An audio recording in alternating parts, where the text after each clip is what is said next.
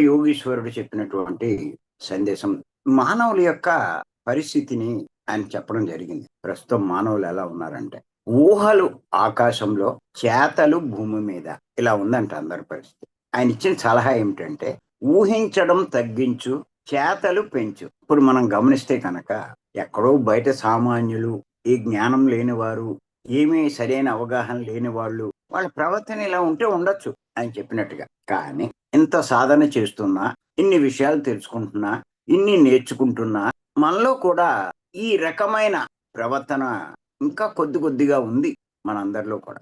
అందుకే ఇది చాలా ముఖ్యము అని చెప్పి ఇప్పుడు చెప్పడం జరుగుతుంది. అంటే దీని అంతరార్థం ఏంటంటే, చెప్పడానికి అన్నీ చెప్తున్నాం మనం. ఆచరణ కనిపించట్ల. ఇక్కడ మనం తెలుసుకోవాల్సింది.